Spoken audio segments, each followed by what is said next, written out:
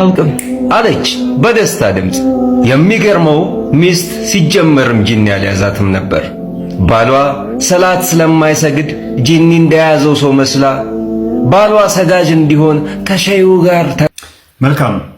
ይሄ ልጅ ከዚህ ቀደም ሙሐመድ አንዲትን አሮጊት እንጨት ተሸክማ ስትሄድ እንጨቷን ተቀብሎ ሲሄድላት ያቺ አሮጊት ስለ ሙሐመድ መጥፎ ነገር ስትናገር እኔ ነኝ እሱ ሰው ሲላት ከዛ እስልምናን እንደተቀበለች ምናምን ነገር ተረት ተረት አወርቶ ነበረ። ውሸት እንደሆነ ገነት እንደምገባ ሙሐመድ እንደነገራት ምናምን ነገር ተናግሮ ነበር።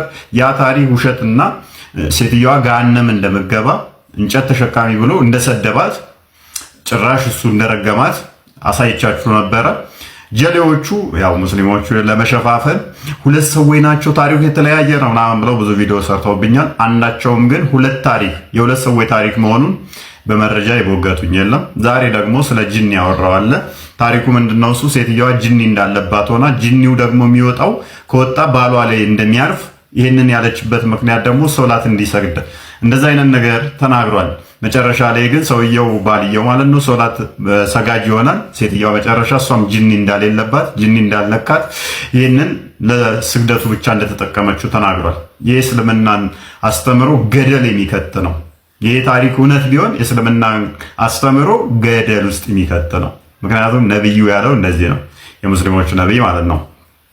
ሳሂህ ሙስሊም 28:14 ላይ እንደዚህ ይላል There is none amongst you with whom is not unattached from amongst the jinn or devil ከናንተ ውስጥ ማናችሁም ጂን ወይንም ዳቢሎስ ያልነካው የለም ይላል። ያልነካው ማንም የለም። The companion said Allah's messenger with you too ባለደረቦቹ ምን ይሉታል? ያላ መልእክተኛ አንተንም አሉት። Thereupon he said yes አዎ እኔም ጂን አለብኝ አጋንንት አለብኝ። ማን ነው ይሄን ያለው? የሙስሊሞቹ ነብይ እኔም ጂን ወይንም አጋንንት አለብኝ። then but Allah help me against him and so I'm safe from his hand and he does not command me but for good ምን አለ ከዛ ነገር ግን አለ አላህ እኔን አግዞኝ ወይንም ረድቶኝ አጋንንቱ ወይንም ጂኒው መጥፎ አያሰራኝም የሚያሰራኝ መልካም ነው አለ። ስለዚህ በእስልምና አስተምሮ ሁሉም ሰው ጂኒ ያለበት ሁሉም ሰው በሰይጣን አለበት። ነገር ግን እኔ የሚያሰራኝ ጥሩ ነው አለ። ሰላት ጋር በተያያዘ ደግሞ ላወራኸው የነብዩ ላይ ባክፋየር እናደርገው የቶፒክ ሳሂህ ቡኻሪ 14:49-50 Once Allah's messenger became sick and could not offer his night prayer for 2 or 3 nights ያላህ መልእክተኛ በአንድ ወቅት ታሞ ለሁለት ቀን ወይንም ለሶስት ቀን ያህል ሶላት አላደረገም ነበረ። Then a lady, the wife of Abu Lahab, came and said, "O Muhammad, I think that your Shaitan has forsaken you, for I have not seen him with you for 2 or 3 nights." On that, Allah revealed, by the forenoon and by the night when it darkens, your Lord, O Muhammad, has neither forsaken you nor hated you. አንድ ሁለት ቀን ጸሎት እንትን ባቆመበት ሰዓት ላይ የአቡላ ሚስት ያቺን እንጨት ተሸካሚ ብሎ የሰደባት ትመጣና ሰይጣንህ የተወህ ይመስለኛል ለሁለት ለሶስት ቀን ሰይጣንህን አላየሁትም ትለዋለች። ይሄን ጊዜ ሙሐመድ መገለጥ መጣልኝ አለ። ቁርአን አወረደ። ምን ሚል? በረፋዱ ምላለው በሌሊቱም ጸጥ ባለ ጊዜ ጌታህ አላሰናበተህም አልጠላህም የሚል ሱራ 93 ከቁጥር 1 እስከ 3 ድረስ ያለው የቁርአን ክፍል ወረደ። ስለዚህ የሙስሊሞቹ ነብይ ራሱ ሰይጣን ወይንም ጂን እንዳለበት ተናግሮ ጂን እኮ የለባትም ነበር እሷ ልትል አትችልም። በደማችሁ ውስጥ ደም ቱቦአችሁ ውስጥ ደም እንደሚዞረው ሰይጣን በደማችሁ ውስጥ ይዞራል ብሎ የተናገረ ነው። ማንም ሙስሊም ሲወለድ ጀምሮ ሰይጣን ነክቶታል ተብሎ ይታመናል። ይሄው አዲሱ ስለዚህ ያቺ ሴትዮ ሴጣን ጂን የለባትም አልነካትም ነበር ምናምን ተረት የእስልምናን አስተምሮ ገደል የሚከት የነብዩን አስተምሮ ሐሰት የሚያደርግ የልጁ ንግግር ትክክል ከሆነ ነብያቸው ውሸተኛ ነበረ፣ ነብዩ እውነተኛ ከሆነ ደግሞ ይሄ ልጅ የተናገረው ሐሰተኛ ይሆናል። እንደነዚህ አይነት ቪዲዮዎች የምንሰራው ለልጆቹ ምላሽ የሚያስፈልጋቸው ሆነው ሳይሆን እንደነኛ አይነቶቹ ፍርፋሪ ተጥሎላቸው ውርውር የሚሉት ነገር ግን የኛ ክርስቲያኖች በዚህ አጋጣሚ የእስልምናውን አስተምረው እንዲያውቁት ለማድረግ ነው። ቴንክ ዩ አይልም እያልኩ ነው። አንተ ደንቆሮ ኦልራይት ከብት አላህም እንዳንተ ባለጌ ነበር፣ ይሳደባል። ሱራ 2:18 ላይ ደንቆሮ ዲዳ ብሎ ይሳደባል። እንዳላህ አትሁን። ደንቆሮ ነህ እንጂ በጣም ደንቆሮ ነው። እውቀት ስለሌለህ የራስህን ሃይማኖት ማውራት አትፈልግም። እኔ ልጠይቅህ የምፈልገው ስለ ራስህ ሃይማኖት ነው። ስለሌላ ካላህ ተሻለ አላህ እስቲ ልጠይቅህ። ኢየሱስ ክርስቶስ ተሰቅሎና ተወግሮ ነው የሞተው አይደለ? እና ምን ይሁን ያ ተሰቅሎና ተወግሮ ሞቷል። የሞተውም ደግሞ በፍቃዱ ነው። ምን ይሁን ያንተ ነብይ ግን አልሞትም ብሎ ቆይ ተረጋጋ። ክርስቶስ በስጋ የተገለጠ አምላክ ነው። እሰቀላለሁ እሞትላችኋለሁ ብሎ ስለተናገረ ቃሉን ማጥፍ ነውና በስጋ የተገለጠ ነውና ምሳሌ ሊሆነን መጥቷልና ስለኛ ስቅላት እሱ ተሰቅሏልና የኛን ዕዳ ደብዳቤ ሊደመስስ በመስቀል ላይ ተሰቅሏልና አናፍርበትም እኮ ክርስቶስ በመሰቀሉ እንኮራበታለን እኮ። ወንድማችን ኮፌዝ አድርገው እንደገና ድገምና ክርስቶስ ምን ተብሏል? አዎ ተሰቅሏል፣ ተወግሯል ለሰው ሲል ለሰው ኃጢአት ሲል ብለሃል አይደለ? ለዛ ነው ማይክን ያዘው። አንተ ተሰቅለህና ማይክን ያዘው። አዎ ክርስቶስ ስለኔ ስለ ዓለም ተሰቅሏል።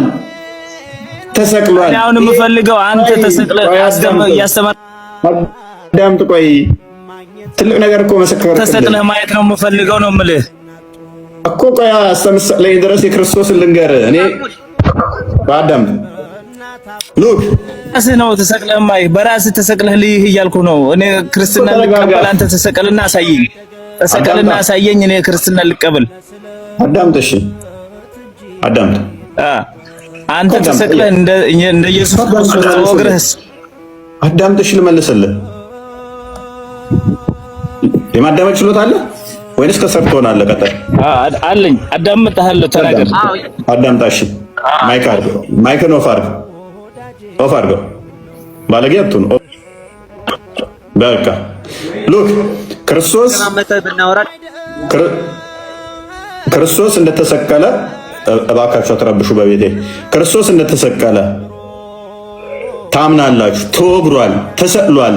ስለዚህ አንተ ተሰቀል ተወገርና ያኔን የክርስትና ልቀበል አለኝ። በመጀመሪያ ደረጃ አስቀድሞ ትንቢተ ኢሳይያስ ምዕራፍ 53 ላይ ክርስቶስ ስለኛ እንደሚሰቀል እንደሚዘባበቱበት እንደሚሰድቡት እኛም እንደ ያንን ራሱን ክብሩን ዝቅ ብሎ ስለመጣ እንደተናቀ እንደተቀሰፈም እንደቆጠር ነው በትንቢቱ ነግሮን ነበረ። ክርስቶስ መጣና ዮሐንስ ወንጌል ምዕራፍ 2 ላይ ቁጥር 17 ጀምሮ፣ ማቴዎስ ወንጌል ምዕራፍ 20 ላይ ቁጥር 28፣ ማርቆስ ወንጌል ምዕራፍ 10 ላይ ቁጥር 45 እንዲሁም ደግሞ ሉቃስ ወንጌል ምዕራፍ 24 ላይ ክርስቶስ እንደሚሰቀል ነገረን። እንዲሁም ደግሞ ስቅለቱን የሚቃወም የአጋንንት ወገን እንደሆነ ማቴዎስ ወንጌል ምዕራፍ 16 ላይ ከቁጥር 20 ጀምሮ ነገረን። ክርስቶስን መስቀል መቃወም አጋንንታዊ ነው፣ መቃወም አይቻልም። ስለዚህ ይህንን ካመንን እንደሚሰቀል ሊሰቀል እንደመጣ ቤዛ ሊሆን እንደመጣ ከነገረንና አንድ ሰው ሞክ አደርጋለሁ ብሎ አንተ ክርስቶስ ተሰቅሏል፣ ተወግሯል፣ ተተፍቶበታል ሲልህ አዎ በለው። አዎ ክርስቶስ ስለኔ ሲል ተሰቅሎልኛል። አዎ የኔን መርገም ሊያስወግድ እሱ ተሰቅሏል። እኔን ከመርገም ዕዳ ነፃ ሊያወጣኝ እሱ የፍቅር አምላክ በስጋ የተገለጠው ፊልጵስዩስ ምዕራፍ 2 ላይ እንደሚናገረው ከቁጥር 4 እስከ 7 የትሕትናው ባለቤት ዮሐንስ ወንጌል ምዕራፍ 13 ቁጥር 13 እስከ 16 ከኔ ተማሩ ብሎ ያልኩ አሁን እኔ ስላንተ ነው እየጠየቁ ያለው። ከሱ እንድንማር መጥቶ ተሰቅሎልናል። አዎ ተሰቅሏል፣ እናምናለን። ተወግሯል፣ አዎ እናምናለን። አልተሰቀለም፣ አልተወገረም የሚል ካለ አጋንንታዊ ነው። ይሄም ደግሞ ማን ነው? መሐመድ ይዞት የመጣው ሱራ 4 157 ላይ አልሰቀሉትም፣ አልወገሩትም ያለው አጋንንታዊ ነው። አንተ ከሙሐመድ ትሻላለህ፣ ተሰቅሏል፣ ተወግሯል አልከን። ቴንኪው እጅህን ስመን እንቀበላለን፣ ከእስልምና ወጥተሃል። አልሰቀሉትም አልወገሩትም የሚለው የአላህ ንግግር ብለህ ሙሐመድ የነገረህን ያስከው ተረት ተረት ሐሰት አጋንንታዊ ክርስቶስ የተቃወመው ጴጥሮስ ተው አይሆንብህ ይቅር ሲል ክርስቶስ በጴጥሮስ ውስጥ ያለን ይሄን ሐሳብ ወይንም ደግሞ አትሰቀል የሚለው አጋንንታዊ እንደሆነ ሲናገር የሰውን እንጂ እግዚአብሔርን አታውቅም ዞር ለአንተ ሰይጣን ብሎታል።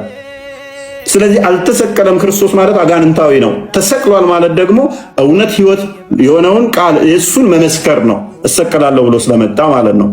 አልተሰቀለም የሚለው የቁርአኑ ሐሳብ አስተምሮ ሐሰተኛ ነው። እሱን ነው የመሰከርክልን። ነገር ግን በተቃራኒው ልንገራችሁ፣ ሙሐመድ መርዝ በላ፣ በካይበር ላይ መርዝ በላ። ከዛም ሴትዮውን ለምንድን ነው ይሄን ያደረግሽብኝ አላት። ለምን አደረግሽብኝ አላት። አንተ እውነተኛ ነቢይ ከሆንክ መርዙ አይገልህም፣ ሐሰተኛ ነቢይ ከሆንክ መርዙ ይገልሃል አለችው። አምላኬ አሳልፎ ላንቺ አላህ ላንቺ አሳልፎ አይሰጥሽም፣ አቅም አይኖርሽም፣ እኔን አገይኝም አላት። ቁርአን ላይ ደግሞ ሱራ 113 ምን ይላል? ከሰውም ከአጋንንትም እጠብቅሃለሁ ይላል። ከሰው ሁሉ ክፋት፣ ከፍጥረታት ሁሉ ክፋት እጠብቅሃለሁ ይላል። ነገር ግን ያቺ ሴት እንደ ቋንጣ እንደዚህ በሰው እየተጎተተ እንዲሄድ አድርጋ አማቃ ገደለችው። አላህ ይጠብቀኛል ብሎ አላህም ደግሞ ከሰውና ከሰይጣን ከፍጥረት ሁሉ ክፋት ጠብቀሃለሁ ብሎት ሊጠብቀው አልቻለም። ሐሰተኛ ከሆንክ በዚህ መርዝ ገለሃለሁ አለችው። እውነተኛ ከሆንክ መርዙ አይጎዳህም አለችው። መርዙ ገደለው። ሐሰተኛ መሆኑን አረጋገጠች። ክርስቶስ ግን እሰቀላለሁ ብሎ ስለተናገረ ተሰቀለ። ሙሐመድ ግን በልቼ መርዙን አልሞትም ብሎ አላህ ይጠብቀኛል ብሎ አላህም ደግሞ ጠብቀዋለሁ ብሎ ቁርአን አውርዶ በመርዝ ሞተ። እንዳይጥ ሞተ። አምላክ አንተ አላህ ምትለው ሙሐመድን ከሁሉ ክፋት አንዴ ክፋቱ ክርስቲያን ወይንም 113 ከክፋት ሁሉ ጠብቀሃለሁ ያለው ሊጠብቀው ስላልቻለ እንዳይጥ ቋንጣ ሆኖ ሞተ። እንዳይጥ ቋንጣ ሆኖ ሞተ። ሉክ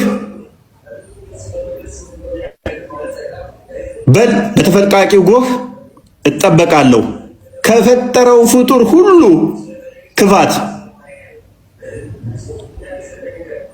ሚን ሸሪ ማ ከለቅ ምን እጠብቃለሁ ብሎ ነበር። ከሌሊትም ክፋት ባጨለመ ጊዜ እያለ ይቀጥላል። ምን